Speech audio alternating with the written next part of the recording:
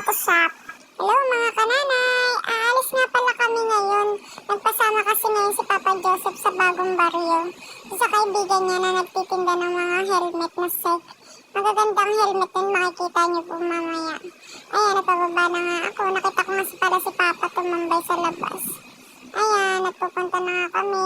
Sakay kami sa motor ulit. Ayan, pataas na nga kami. Habang tumatakbo nga tong motor, biglang sinabi sa akin ni Papa Joseph na nakailaw daw yung cellphone ko. Kaya sabi niya, halata ka talaga nag-video. Sabi ko, sorry naman, bago lang. Kaya ayan, pinatay ko na. Dito na kami sa may pagliko ng Cleoper. Ayan, medyo traffic na rin ngayon at gawa ng may pasok pa. Oras din kasi ng labasan ngayon. Sana walang checkpoint kasi hindi na rin kami nag-helmet ngayon eh. Gawa ng, alam kasi namin malapit lang dito. Ay, sakto walang checkpoint. Ayun na nga, medyo traffic, maraming naglalakad. Ayan. Ang bagal nito nasa unahan. Bawal kasi kaming overtake. Baka kasi mamaya madisgrasya naman. Kaya dahan-dahan na lang kami hanggang sa makarating doon sa may tulay. Ayan. Malapit na nga pala kami sa eskwelahan ng Baysa na ito. Ayan, naka-overtake din sa wakas. Ay, hindi pa pala. Paasa yung video. Ayun na pala at malapit na rin pala kami dito sa dati naming pinagjajagingan ni Papa Seth dito sa may internal. Ayan. Lagi kami naan dyan noon nung bago mag-lockdown. At ito malapit na nga sa tulay. Aakyat kami dito sa may kabilang tulay. Ayan, pataas nga pala ito kaya dapat dahan-dahan lang.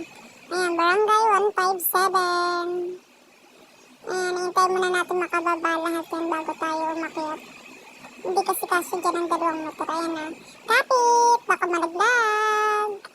Ayan. Mas mabilis kasi ang daan dito kaysa umikot ka pa. Dito sa kabilang highway. Ayan, pababa na. Malapit na tayo dito sa shop ng mga set, helmet. Dito na siya. Nakikita ko na si Kuya. At ayan na nga. Hi, Kuya! Ayun, nakita ko nga ngiti ni Kuya. Siya nga pala yung may-ari ng Agas Motoshop. Ito nga pala yung helmet niya. Yung sinasabi ko sa inyo, magaganda. Dito lang sa may bagong baryo sa pagbaba ng tulay. At ayan na nga pala yung tibing gagawin namin. Ayan. Dito nga pala galing yung helmet na ginagamit namin. Mas maganda kasi yung quality ng safety talaga sa ulo niya. Tsaka saktong-sakto. Kaya yung pinang-regalo ko kay Papa Seth galing lang din dito. Big discount yung binigay niya. Mabait kasi yung may-ari. At ayan na nga, ginawa na nga yung TV. Testing na. Iniintay lang namin. Mag-power on. 1, 2, 3. Yan! At ayan na, okay na siya. Ang galing talaga ni Papa Joseph. At tuwan-tuwa na nga si Kuya. Hindi na siya magpapalit ng screen, ha? Gawa pa sa repair. Dating sira nga pala nan, may lumalabas na guhit sa screen. Kaya ayan, ni-repair niya yung panel board. Ayan na, at maganda na nga. Walang natirang screen. Ay, hindi pala, guhit. Ayan, hindi nga pala pinalta ng ano. Tuwan-tuwa na siya. Ayan. Thumbs up. Agas Motoshop. Mabait ang may-ari nito kaya makakakuha kayo ng discount. Kaya na kayo dito at bumili na kayo ng helmet ni Kuya. Makakakuha kayo ng discount dyan.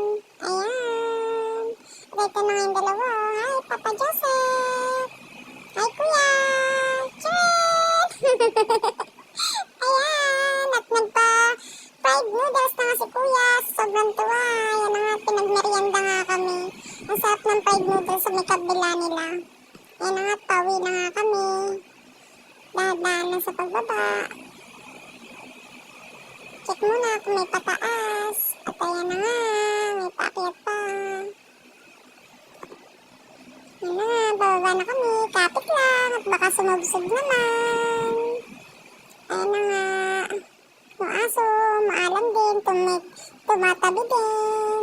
Pabalik na nga kami nito sa bahay. Ayan na, pababa na kami.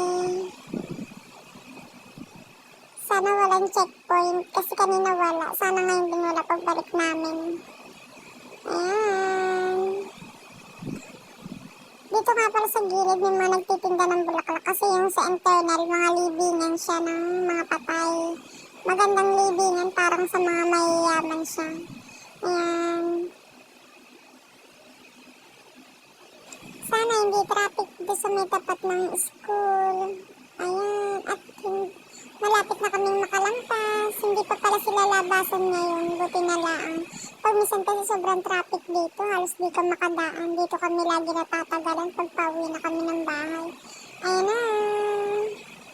Napansin ko nga pala, ang dami ng bunga ng mangga ngayon. Kaya nga sabi ko magsasummer na talaga. Kasi ting summer, lagi kami may dalang mangga pag magsiswimming sa dagat. Sana nga maulit-ulit yun. Uwi nga pala kami ng March sa Bicol. Baka doon na lang din kami mag-swimming pamilya. Ayun na. Malulubat na nga pala ako. Sana umabot to hanggang sa bahay. Ayun na nga. Malapit na pala to sa pagliko dyan. Makikita na namin kung may checkpoint o wala. At ayan na nga. Lobat na ako. See you sa next vlog mga